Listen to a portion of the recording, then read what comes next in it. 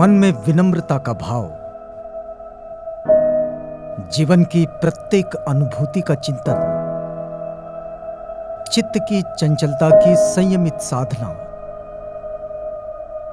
जीवन के अनित्यता की समझ निब्बाण के रास्ते खोल देती है।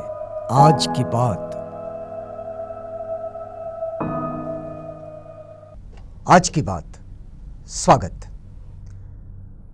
आप जानते हैं कि आज की बात में हम तथागत के वचनों को, उनके उपदेशों को, उनके मार्गदर्शन को अपने पक्ष में समझने का ये प्रयास कर रहे हैं। और इसी कड़ी में हमने आपको पिछली कड़ी में एक बात बताई थी कि यदि जो कोई भी बुद्ध वचनों का पठन या पाठन करता है तो उसके मन में ये भाव होना चाहिए कि इन वचनों को हम अपने जीवन में उतारेंगे। इसके लिए दृढ़ संकल्पित हो जाए और उन्हें धारण कर उन उपदेशों को कभी नहीं भूलेंगे। अगर भूल गए तो फिर उसका कोई मतलब नहीं, फिर वही रोज़मर्रा की बात हो जाएगी। लेकिन अगर वो याद रहेगा तो वो जीवन में भी उतरेगा। आइए आज थोड़ा सा आगे बढ़ते हैं और आपको बताते हैं कि जैसे बौद्ध दर्शन में विश्वास करने वाले जो लोग होते हैं, जो बौद्ध दर्शन में, बौद्ध साहित्य में विश्वास करते हैं, इस प्रकार बुद्ध में श्रद्धा रखकर उस श्रद्धापूर्ण हृदय द्वारा संसार की सभी बातों में उदात्तता का अनुभव करते हैं और फिर उसी हृदय से विनीत भाव से दूसरों की सेवा करते हैं। जो तथागत बुद्ध के वचनों को अपने जीवन में धारण कर लेते हैं, तो धारण करते हैं तो वो जो अविद्या का चश्मा है, अविद्या का आवरण है आंखों पर लगा हुआ, उसे हटा देते हैं। और हटाने के बाद वो इस बात के प्रति बड़े आश्वस्त हो जाते हैं कि मन में श्रद्धा का भाव लेकर, विनीत होकर जब हम इस संसार की ओर देखते हैं तो इस संसार में जहाँ जहाँ दुख दिखता है, जहाँ जहाँ मदद की संभावनाएं नज़र आती हैं, जहाँ जहाँ सेवा की ज़रूरत होती है, वहाँ वहाँ ये जो मन होता है, जो विनीत होता है, जो श्रद्धापूर्वक होता है, ये बड़ी तन्मयता से जुड़ जाता है उस सेवा में, उस मदद में, उस सहयोग में, उस सहकार्य में। और ये काम बौद्धों के मन में जो श्रद्धा और विनीत का भाव होता है उसके कारण होता है। उन्हें अपने हृदय से सभी प्रकार का लोभ हटा देना चाहिए।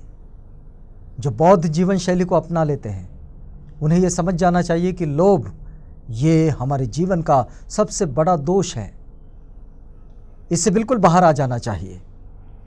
और विनयशीलता तथा शिष्टाचार अपनाकर दूसरों की सेवा में लगे रहना चाहिए। अपना जीवन जितना बेहतर चाहते हैं हम, उतना ही बेहतर जीवन अपने आसपास बनाने की कोशिश में लग जाना चाहिए। उनका हृदय उस धरती माता के समान होना चाहिए जो सबका पक्षपात रहित पोषण करती है। ये धरती ये नहीं कहती कि भाई ये फलां खड़ा रहेगा, वो नहीं रहेगा, ऐसा नहीं कहती है। इस धरती पर ये नहीं रहेगा, वो नहीं रहेगा, ये रहेगा, वो नहीं रहेगा, ऐसा नहीं कहते हैं। तो धरती जिस विशाल हृदय के साथ हम सबको अपने आप में समा लेती है, अपने आप में फुलाती है, फैलाती है और हमारा जीवन फल फूल जाता है। ये जो विशिष्टता होती है धरती की, बस यही विशिष्टता हम सबके आचरण में, हम सबके जीवन में, हम सबके जीवन यापन की शैली में होना चाहिए। यह जब होता है, धरती किसी से नहीं कहती कि इसका पोषण होगा, उसका नहीं होगा। इस धरती पर जो उपज आ रही है, इससे ये खाएगा, वो नहीं खाएगा। नहीं, ये तो मनुष्यों ने निर्माण की हुई चीज़ें हैं कि कोई भंडारण कर लेता है अपने पास और बहुत सारे लोग ऐसे हो जाते हैं कि जो 2 जून की रोटी के लिए तड़पते रहते हैं। बुद्ध वचनों को जो अपने जीवन में उतार लेता है, उसके प्रति वो स्वयं और उसका आसपास, ये दोनों का पोषण ठीक हुआ कि नहीं, इसकी चिंता होती है। और ये चिंता ही बौद्धों की विशिष्ट जीवन शैली कहलाती है।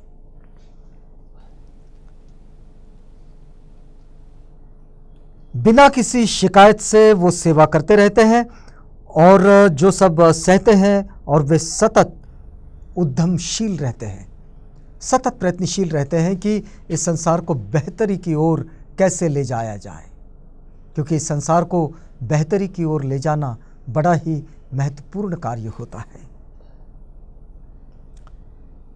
गरीब लोगों की सेवा कर उनके हृदय में कुशल मूलों का आरोपण करने की इच्छा रखनी चाहिए।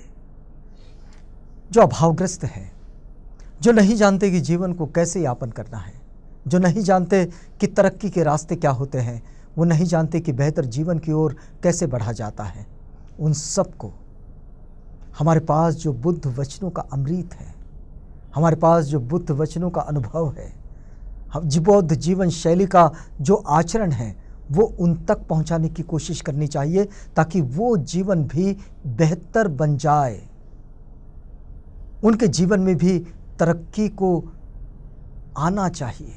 इसके लिए हमेशा प्रयासरत होना चाहिए और इस प्रकार लोगों के कंगाल मनों के प्रति दया भाव रख सबकी वात्सल्यपूर्ण माता बनने की चाह रखने वाला जो हृदय होता है, सभी लोगों का माता पिता के समान आदर कर अपने उदात्त श्रेष्ठ गुरु के रूप में उनकी वंदना करने वाला हृदय भी होता है। अपने मन में दया का भाव लेकर आना होता है, करुणा का भाव लेकर आना होता है। हम कई बार इसका उदाहरण देते हैं कि बाबा साहेब जब 22 प्रतिज्ञाओं में कहते हैं कि मैं प्राणी मात्र पर सिर्फ दया नहीं करूंगा बल्कि उनका लालन पालन करूंगा। दया, करुणा और लालन पालन, इतनी सारी चीज़ें जब इकट्ठे जुड़ जाती है तब जीवों के प्रति मैत्री का भाव आ जाता है। हम विनीत हो जाते, विनयशील हो जाते हैं और ये जो विनयशीलता है, ये जो विनीत होना है, ये ही हमारे जीवन को बेहतर बनाता है और हमारे आसपास के जीवन को भी संवारता है। सबकी वात्सल्यपूर्ण माता बनने की चाह रखने वाला हृदय हम सबका होना चाहिए, सबकी, किसी एक की नहीं। वात्सल्यपूर्ण माता, जो वात्सल्य से भरी हुई है, जो ममता से भरी हुई है, ऐसी मां बनने का जो हृदय है, वो हृदय हम सब ने अपने आप में विकसित करना चाहिए। हृदय तो सबके पास है, लेकिन सबके मन में ये भाव नहीं है।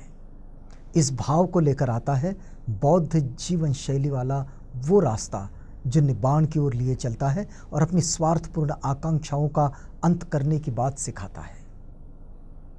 फिर सभी लोगों का माता पिता के समान आदर कर अपने उदात्त श्रेष्ठ गुरु के रूप में उनकी वंदना करने वाला हृदय, ये बौद्धों का होता है। जो मार्गदर्शक बन जाते हैं, गुरु बन जाते हैं, उनके प्रति मन में आदर का होना और माता पिता के समान, जैसे हम अपने माता पिता का आदर करते हैं। देखिए कि महामंगल सूत्र में तथागत क्या सिखाते हैं। वे कहते हैं कि माता पितु उपट्ठानंग पुत्र दारस संग हो पूजा स पूजनीयानंग एतंग मंगलम उत्तमंग। माता पिता की सेवा करना, पूजनीयों की पूजा करना, अपने गुरु का आदर करना, ये मनुष्य के जीवन का उत्तम है, मंगल है। ये कब आएगा? यह आएगा तब जब हमारा मन विनीत हो जाएगा, जब हमारा मन दया और करुणा के भाव से भर जाएगा, जब हमारा मन मैत्री के उच्चतम तत्व को अपनी आचरण शैली का हिस्सा बनाएगा।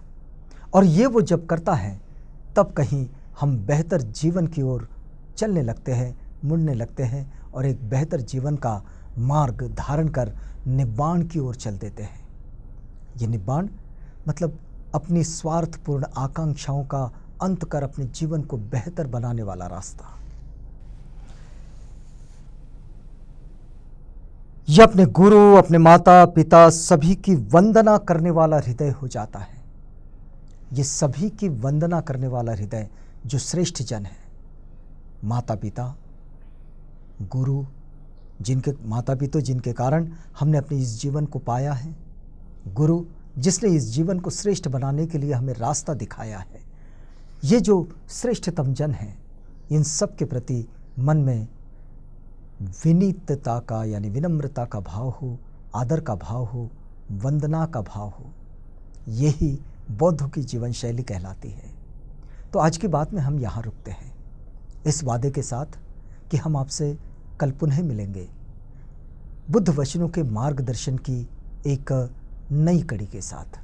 तब तक के लिए हमें इजाज़त दीजिएगा। आज की बात।